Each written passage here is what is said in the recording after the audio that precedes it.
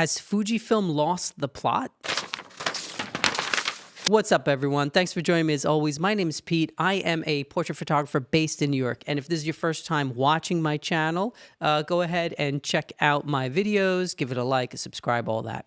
Okay, so this video is just me ruminating and thinking about my last video and sort of the feedback that you all gave me on it. And if you didn't watch my last video, I kind of did a deep dive into the Fujifilm AF continuing controversy and all of that stuff. Prior to that, I actually did a live stream with Chris from Paltatech, and we talked about the autofocus too. And although we both felt like we're being very fair and balanced in our assessments, obviously people on the internet will take things in very different ways based on their perception and their own experience. So we got a lot of different kind of reactions. The feedback from my last video, where I really do kind of lean into the autofocus controversy, was mostly positive, and I appreciate that. And by the way, if you disagree with me, I'm totally cool with that. I like discussing things in an open forum, as long as you do it respectfully. If you troll me, I'll just troll you right back. That's just the way I do it. But if we do have a respectful conversation, I think that's the way we get to grow and get things resolved. And I feel like that's kind of what's happening now with the whole Fujifilm stuff. But it got me thinking, and I just want to talk about maybe the larger issue, and I want to know what you all think, because I think it's important. To me, the autofocus might be, or the lack of the autofocus working properly for people, or the firmware update is probably a more accurate way of saying the firmware update's working properly, might be like the sign of something that's a little bit of a larger issue. And that's what I've been thinking about for the past few days. So I want to go over kind of my timeline with you, and the Fujifilm timeline, because late 2022, Fujifilm announced these new awesome cameras, the X-H2, X-H2S, X-T5. At that time, I was doing the majority of my portrait work with a Canon R5, which I still have and use, but I was also using an X-T4, and I just fell in love with the camera for all of the reasons we all love Fujifilm: the color science, the user experience, the thoughtful features and layout. But the autofocus sucked, and that was kind of a big deal breaker for a lot of people. And so back then you expected, okay, yeah, if you go with Fuji, you're not going to get this autofocus like you're going to get from a Canon. So I used it sort of for some of my professional work, or as a backup really to my Canon camera, and it was fine. But when the announcements started rolling out for the X-H2, the X-H2S, everybody got excited because Fujifilm themselves made a huge deal about pushing these cameras as a professional choice, as a rival to your Canon and your Sony. I mean, I honestly remember certain content creators doing videos saying that it's the autofocus is better than my Canon, whatever. And I remember just watching that and being like, okay. But I did some videos too, and I compared like the X-H2S to the X-H2 to the R5, and I found it to be in a lot of ways comparable. I mean, it wasn't quite there because you're talking a smaller sensor still, less megapixels, and the autofocus, but it was comparable, and it was like, okay, this could be something that if you love Fujifilm and you want to kind of lean into the brand for your professional work, then this is probably going to do it for you. X-H2S, I tested that as well, and I was really impressed with the camera in a lot of ways, and the autofocus was good. So I bought my own X-T5 in December of last year, and fell in love with it, really started to like it, started to use it for pretty much all of my portrait shoots. Like, there was a long stretch of time where my R5 just sat on my shelf here and in my studio, and for all my portrait shoots, I was using the X-T5, and I really loved it. But there was like other stuff I think going on. My point is that Fuji did make a big push to kind of, woo professionals towards the brand. There was so much content released about the autofocus being on par or so much better from a lot of different people. In Fuji's own marketing, there was so much about the autofocus, the subject detect, the eye detect. And so they really, really made a big deal about that. And also the professional quality of the cameras and all of that.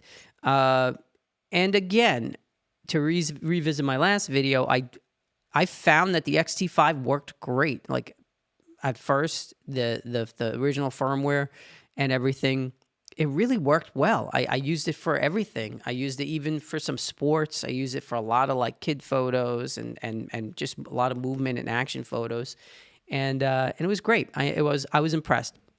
But then as the firmware started coming out, there was other stuff sort of happening at the same time. Like this happened a little before, but there was like that viral TikTok blow up of the X100V. And then people just started buying those cameras like at insane rates. And then where still, I don't know if you can even like, even on the used market, they might like, they're just crazy.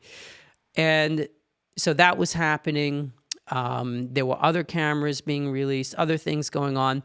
And I just feel like maybe somewhere in the middle of this year, when the sales of the professional grade cameras sort of, maybe they're not where these other cameras are, did that influence kind of how Fuji's been strategizing?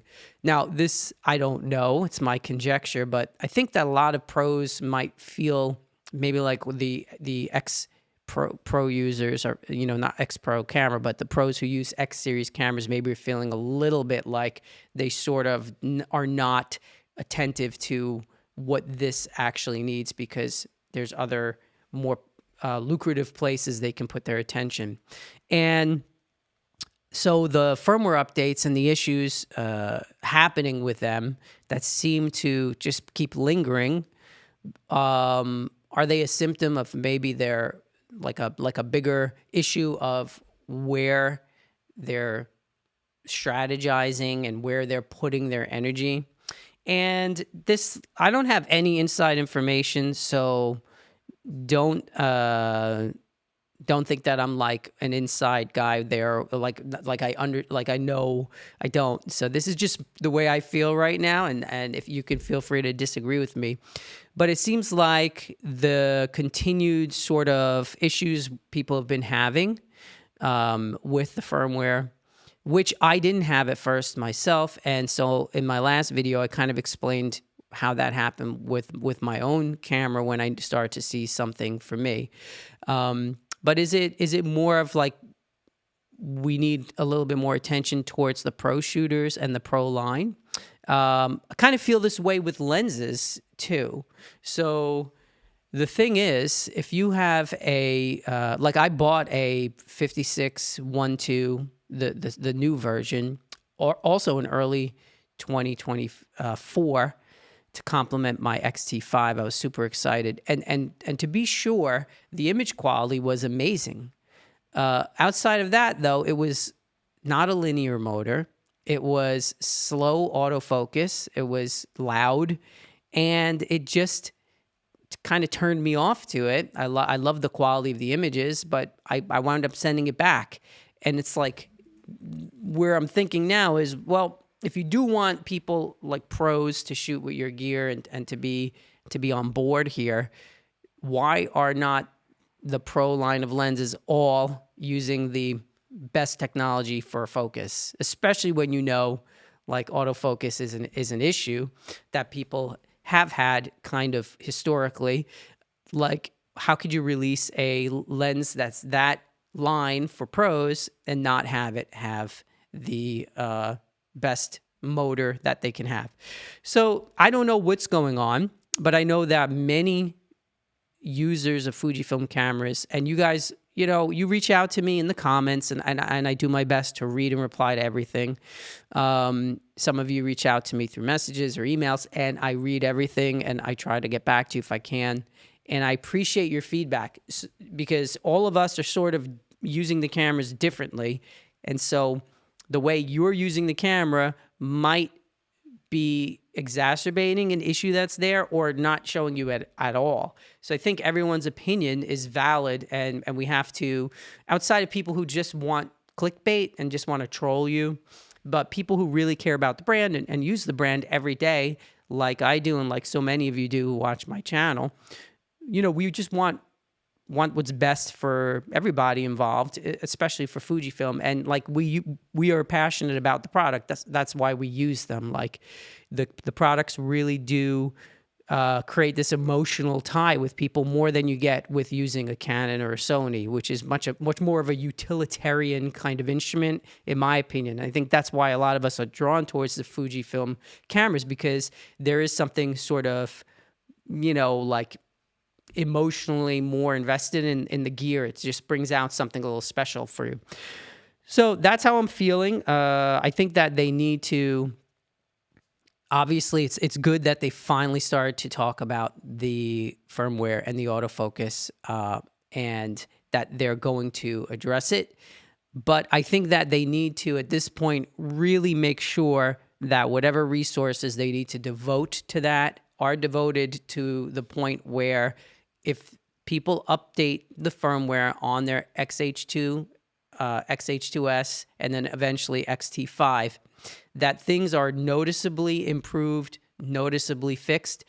Otherwise, like, I feel like people are going to start abandoning the brand, and I think they already are. I've had people again reach out to me, tell me that they're doing that.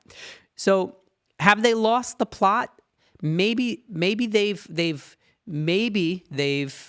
kind of put the professional users, and I don't mean like you have to be a pro to understand this video. Like anyone who uses an XH2, XH2S, or an XT5, if you're a pro, a hobbyist, advanced, amateur, whatever you are, but the people who use this series of products, like their professional line of products, have they abandoned to a degree caring for that because of these other more lucrative products or things that they know are going to be back ordered? And then, I mean, there's always going to be stuff when it comes to a big company. I don't like it, and no consumer likes it, but a lot of times you'll see purposeful, like holding back supply to keep the demand up and things like that. So that doesn't help either.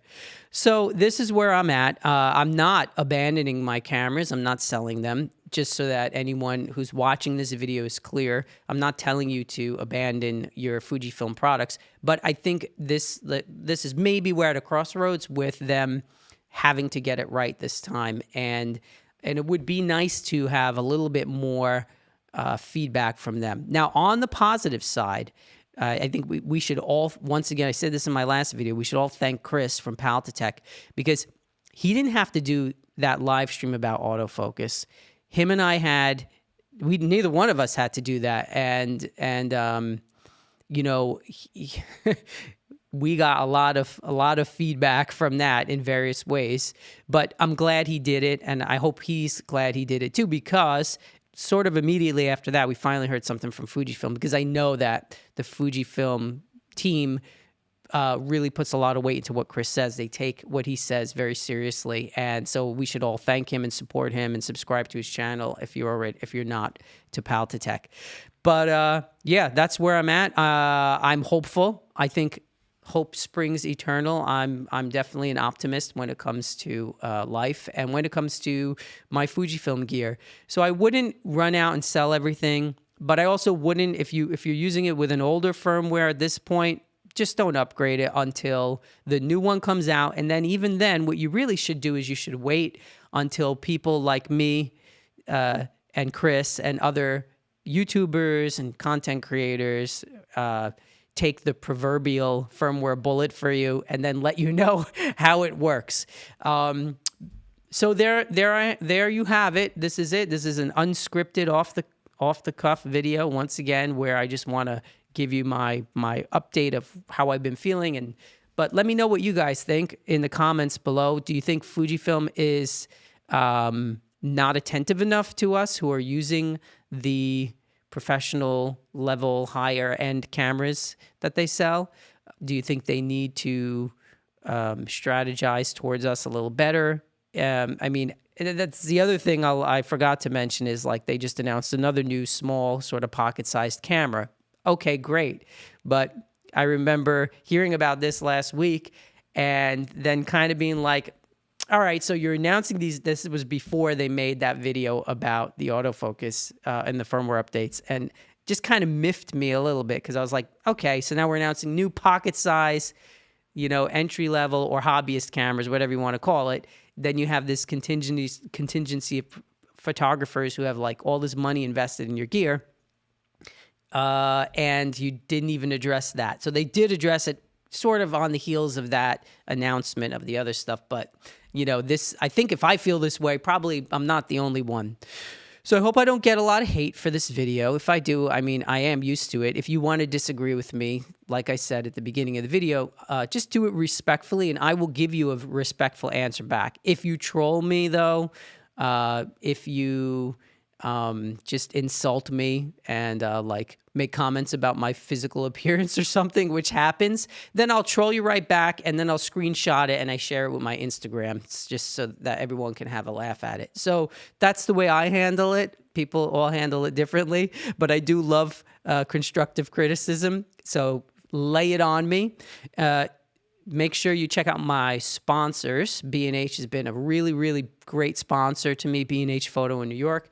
So check that out in my description. Check out those links. They're a great company, and they've loaned me so much gear to review. And unfortunately, I have to send it back. That's the only bad part. But they've been very good about supporting my channel, loaning me stuff that I wouldn't be able to do. Tons of this content that you guys enjoy if they didn't loan me a camera, and mostly even my Fuji cameras. If I get a Fujifilm camera for review, usually it's coming from B&H Photo. I have a portrait community. If you are a portrait photographer, you're looking to up your game, I'll check that out. I'll put that in the description below. Don't forget to like, subscribe, and yeah, don't smash that like button. Just press it gently. No need to smash things around here. We can just press it gently. All right, well, that's all I have for you today. Go out and take some awesome pictures. Here's wishing you a beautiful, beautiful day, and I will see you in the next one. Peace.